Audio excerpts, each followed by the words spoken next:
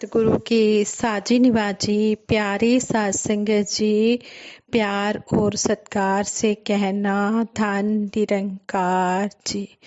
शुक्र किए जा तू मालिक का, शुक्राना ही भक्ति है। गिले शिकवे अपने लब पर ना लाना ही भक्ति है।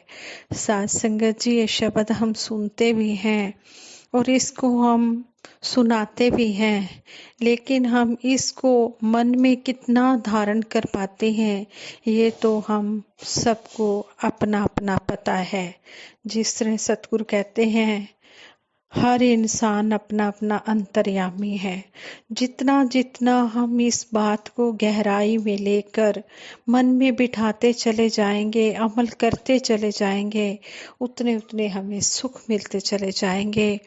जो समय हमारा बीत रहा है यह दोबारा हमें वापस मिलने वाला नहीं है, इसलिए हम इन श्वासों के रहते इस समय की कदर करें और सतगुरु के चरणों में जुड़ जाएं।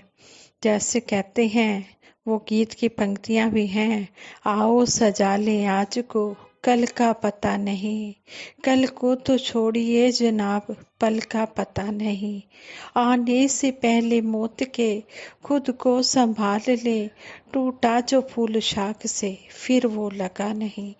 जिस तरह एक फूल वृक्ष से टूटकर गिर जाता है वो दोबारा उस टहनी पर नहीं लगता है, इसी प्रकार अगर मनुष्य जीवन एक बार हाथों से निकल गया, यह प्रभु परमात्मा को जाने बिना ही बीत गया, तो फिर यह दोबारा मिलने वाला नहीं है, क्योंकि यह पहले ही हमें 84 लाख योनियों के बाद मिला है।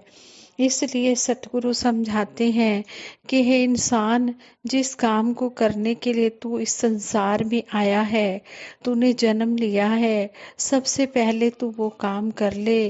अगर तूने वो काम कर लिया है तो मुबारक है तुझको, और अगर तूने वो काम नहीं किया है तो अभी भी समय है, अभी भी जाग जा और इस परम पिता परमात्मा को जान ले। संगत जी, ऐसे ही एक स्टोरी है। कहते हैं महाभारत का युद्ध समाप्त हो चुका था। महाराज युधिष्ठिर राजा बन चुके थे। अपने चारों छोटे भाइयों की सहायता से वह राजकाज चला रहे थे। प्रजा की भलाई के लिए पांचों भाई मिलजुल कर लगे रहते थे। जो कोई दीन दुखी फरियाद लेकर आता, उसकी हर प्रकार से सहायता की जाती। एक दिन युधिष्ठिर जी राजभवन में बैठे एक मंत्री से बातचीत कर रहे थे। किसी समस्या पर विचार चल रहा था। तभी एक ब्राह्मण वहां पहुंचा। कुछ दुष्टों ने उस ब्राह्मण को सताया था। उन्होंने ब्राह्मण की गायें उससे छीन ली थी। वह ब्राह्मण महाराज युधिष्ठिर के पास फरियाद लेकर आया था। मंत्री के साथ बातचीत में व्यस्त होने के कारण महाराज युधिष्ठिर जी उस ब्राह्मण की बात नहीं सुन पाए। उन्होंने ब्राह्मण से बाहर इंतजार करने के लिए कहा। ब्राह्मण मंत्रणा भवन के बाहर रुककर महाराज युधिष्ठिर जी का इंतजार करने लगा। मंत्री से बातचीत समाप्त करने के बाद महाराज ने ब्राह्मण को अंदर बुलाना चाहा, लेकिन तभी वहां किसी अन्य देश का दूत पहुंच गया। महाराज फिर बातचीत में उलझ गए। इस तरह एक के बाद एक कई महानुभावों से महाराज युधिष्ठिर जी ने बातचीत की। अंत में सभी को निपटाकर जब महाराज भवन से बाहर आए तो उन्होंने ब्राह्मण को इंतजार करते पाया। काफी थके होने के कारण महाराज युधिष्ठिर जी ने उस ब्राह्मण से कहा, अब तो मैं काफी थक चुका हूँ, आप कल सुबह आइएगा, आपकी हर संभव सहायता की जाएगी। इतना कहकर महाराज अपने विश्राम करने वाले भवन की ओर बढ़ गए। ब्राह्मण को महाराज युधिष्ठिर के व्यवहार से बहुत निराशा हुई। वह दुखी मन से अपने घर की ओर लौटने लगा। अभी वह मुड़ा ही था कि उसकी मुलाकात महाराज युधिष्ठिर के छोटे भाई भीम से हो गई। भीम ने ब्राह्मण से उसकी परेशानी का कारण पूछा। ब्राह्मण ने भीम को सारी बात बता दी। साथ ही यह भी बता दिया कि महाराज ने उसे अगले दिन आने के लिए कहा है। ब्राह्मण की बात सुनकर भीम बहुत दुखी हुआ। उसे महाराज युधिष्ठिर के व्यवहार से बहुत निराशा हुई। उसने मन ही मन कुछ सोचा और फिर द्वारपाल को जाकर आज्ञा दी, सैनिकों से कहो कि विजय के अवसर पर बजाए जाने वाले नगाड़े बजाएं। आज्ञा का पालन हुआ। सभी द्वारों पर तैनात सैनिकों ने विजय के अवसर पर बजाए जाने वाले नगाड़े बजाने शुरू कर दिए। महाराज युधिष्ठिर ने भी नगाड़ों की आवाज सुनी। उन्हें बड़ी हैरानी हुई कि नगाड़े क्यों बजाए जा रहे हैं। यह जानने के लिए वह अपने विश्राम कक्ष से बाहर आए। विश्राम कक्ष से बाहर निकलते ही उनका सामना भीम से हो गया। उन्होंने भीम से पूछा, विजय के अवसर पर बजाए जाने वाले नगाड़े क्यों बजाए जा रहे हैं? हमारी सेनाओं ने किस दुश्मन पर विजय प्राप्त की है? भीम ने नम्रता से उत्तर दिया, महाराज, हमारी सेनाओं ने तो किसी शत्रु पर विजय प्राप्त नहीं की। महाराज ने हैरान होते हुए पूछा, तो फिर ये नगाड़े क्यों बज रहे हैं? भीम ने उत्तर दिया, क्योंकि पता चला है कि महाराज युधिष्ठिर ने काल पर विजय प्राप्त कर ली है। भीम की बात सुनकर महाराज की हैरानी और बढ़ गई। उन्होंने फिर पूछा, मैंने काल पर विजय प्राप्त कर ली है, आखिर तुम क्या कहना चाहते हो? भीम ने महाराज की आंखों में देखते हुए कहा, महाराज, अभी कुछ देर पहले आपने एक ब्राह्मण से कहा था कि वह आपको कल मिले। इससे साफ पता चलता है कि आपको पता है कि आज आपकी मृत्यु नहीं हो सकती। आज काल आपका कुछ नहीं बिगाड़ सकता। यह सुनने के बाद मैंने सोचा कि अवश्य आपने काल पर विजय प्राप्त कर ली होगी, नहीं तो आप उस ब्राह्मण को कल मिलने के लिए ना कहते। यह सोचकर मैंने विजय के अवसर पर बजाए जाने वाले नगाड़े बजाने की आज्ञा दी थी। भीम की बात सुनकर महाराज युधिष्ठिर की आंखें खुल गई। उन्हें अपनी गलती का पता लग चुका था। तभी उन्हें पीछे खड़ा हुआ ब्राह्मण दिखाई दे गया। उन्होंने उसकी बात सुनकर एकदम उसकी सहायता का आवश्यक प्रबंध करवा दिया। नीतिवान लोग कहते हैं कि आज के काम को कल पर कभी नहीं छोड़ना चाहिए, क्योंकि कल तो काल का नाम है। आज का वर्तमान पल ही हमारा है। जो करना है आज इसी पल कर गुजरो, क्योंकि कल का कोई भरोसा नहीं है। आओ सजा लें आज को, कल का पता नहीं। कल को तो छोड़िए जनाब, पल का पता नहीं। तो यहाँ पर यही समझाया गया है कि हमें तो ये भी नहीं पता कि अगला श्वास हमने लेना भी है या नहीं लेना, अगला पल हमें देखने को मिलेगा भी कि नहीं मिलेगा। इसलिए जो काम भी हमने जरूरी करना है उसको सबसे पहले कर लें। और ये काम है इस ब्रह्म ज्ञान को प्राप्त करना। मानव जीवन का प्राथमिक उद्देश्य है। ऐसे परमात्मा को हर व्यक्ति को अवश्य ही जानना व देखना है। ब्रह्म ज्ञान सबकी जान है। ब्रह्म ज्ञान के बिना मानव को मृतक समान माना गया है। ब्रह्म ज्ञान को किसी मंत्र या पुस्तकीय ज्ञान या किन्हीं प्रवचनों के साथ जोड़कर देखना सही नहीं होगा। स्पष्ट और अंत तक रहने वाला ब्रह्म ज्ञान समय के सतगुरु से मानव जन्म में ही प्राप्त होता है। मानव धरती पर परमात्मा की सबसे ऊंची रचना है। इसकी यह सबसे ऊंची रचना मानव के रूप में जन्म लेने मात्र से नहीं, बल्कि इसके द्वारा जीवन के परम लक्ष्य की प्राप्ति के कारण है। मानव जीवन का जो उद्देश्य है ब्रह्म ज्ञान को पाना है।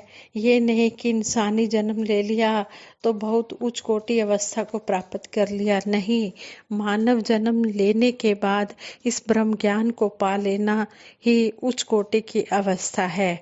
इस तरह हमें सतगुरु समझा रहे हैं और सतगुरु साकार रूप में इस धरती पर हमें यह ब्रह्म ज्ञान देने के लिए आए हैं। निरंकारी मिशन की शिक्षा है, धर्म जोड़ता है, तोड़ता नहीं।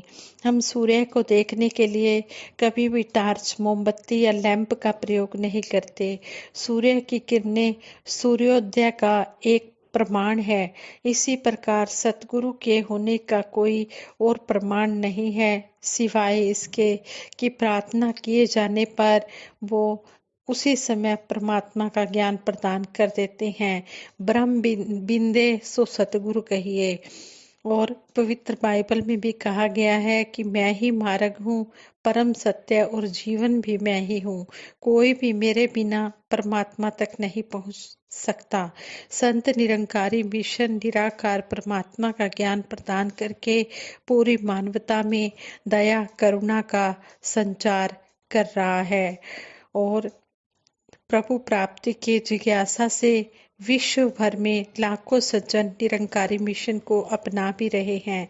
यदि किसी व्यक्ति को प्रभु प्राप्ति की तीव्र जिज्ञासा है तो वह बिना समय गंवाए ब्रह्म ज्ञान प्राप्त करने के लिए समय के सतगुरु को ढूंढेगा। जिस तरह एग्जाम्पल के लिए प्राचीन समय में राजा जनक ब्रह्म ज्ञानी महात्मा अष्टावक्र जी की कृपा से एक पल में परमात्मा के ज्ञान को पाने में सफल हुए। जब भगवान श्री राम जी से ऋषि वशिष्ठ जी ने कहा, हे राम, फूल को मसलने में जितना समय लगता है, इस परम सत्य के साथ नाता जुड़ने में इससे भी कम समय लगता है। भगवान श्री राम जी के गुरु वशिष्ठ जी हुए हैं और उन्होंने ये समझाया कि जितना समय फूल को मसलने में लगता है, परमपिता परमात्मा को पाने में इतना भी समय नहीं लगता है। सिर्फ सतगुरु के चरणों में आकर नम्र होने की जरूरत है, मन से श्रद्धा से झुकने की जरूरत है, उसी समय यह परमात्मा मिल जाता है। महाभारत के युद्ध के मैदान में भगवान श्री कृष्ण जी ने अर्जुन को अपना असली अविनाशी रूप दिखाया। प्रभु यीशु मसीह जी ने भी यही कहा कि पहले परमात्मा को जानो, फिर इसकी भक्ति करो। हर मनुष्य का यही जीवन लक्ष्य है, जिससे पृथ्वी पर आकर उसे अपने जीवन के दौरान ही प्राप्त करना है। जीवन की प्राथमिकता, जीवन की प्योरिटी आध्यात्मिक ज्ञान पाकर प्रभु की पहचान करना है और इस पर अपना जीवन ढालना है। जब हर व्यक्ति परमात्मा के ज्ञान से युक्त होगा, तब केवल उस व्यक्ति का ही नहीं बल्कि संपूर्ण विश्व का सुंदर रूप बनेगा। आज सतगुरु माता सुदीक्षा जी महाराज की शिक्षाएं मानवीय मूल्यों की स्थापना और मानवता की नींव को मजबूती देने में बहुत भूमिका निभा रही हैं। इन मूल्यों को जीवन में अपनाकर हम अपने देश और संसार को सुंदर रूप दे सकते हैं और देश और संसार के अनेक राजनेताओं, जिन्हें समय समय पर इंटरनेशनल निरंकारी संत समागमों में आने का मौका मिलता है, उन्होंने भी समान रूप से यही स्वीकार किया है कि संत निरंकारी मिशन के ब्रह्म ज्ञान पर आधारित आध्यात्मिक जागृति अभियान ने मानवीय मूल्यों को आवश्यक जागृति प्रदान की है। संगत जी, हमारा मिशन सभी के काम आता है, सारे विश्व के काम आता है। ये नहीं कि जो निरंकारी हैं उन्हीं के ही काम आना है, नहीं। जब भी हमारे देश पर कोई आपदा आती है, जैसे कि बाढ़ें आ गई, भूकंप आ गए, कोई भी, जैसे कोरोना काल में भी किस तरह सभी सत्संग भवनों को क्वारंटाइन बनाया गया, किस तरह राशन के पैकेट घर घर पहुंचाए गए।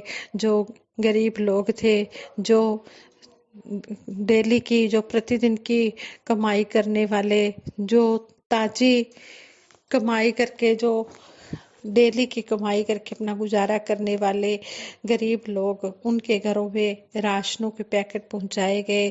किस तरह सतगुरु ने सबका ध्यान रखा। सतगुरु तो यही समझाते हैं कि वसुदैव कुटुंबकम की भावना हर एक कुर्सी के अंदर होनी चाहिए, कि सारा संसार हमारा परिवार है। जब ऐसी बातें हमारे जीवन में घर कर जाएंगे तो फिर कोई भी हमें पराया नहीं लगेगा, सभी हमें अपने नजर आएंगे। ना कोई वैरी ना कोई बेगाना, सगल संग हमको बनाई। ये बातें जब ब्रह्म ज्ञान लिया जाता है तभी समझ आती है कि कोई वैरी नहीं, कोई बेगाना नहीं, सारा संसार हमारा अपना परिवार है और हमने सभी के साथ प्यार से रहना है और इस धरती को हमने सुंदर बनाकर जाना है। संगत जी, ये विचार करते हुए बहुत सी गलतियां हुई होंगी, उन गलतियों के लिए आप जी दासी को क्षमा कर देना और दासी को आशीर्वाद देना कि दासी परिवार सही सेवा सिमरन सत्संग के साथ अंतिम श्वासों तक जुड़ी रहे। साथ संगत जी प्रेम से कहना, धन निरंकार जी।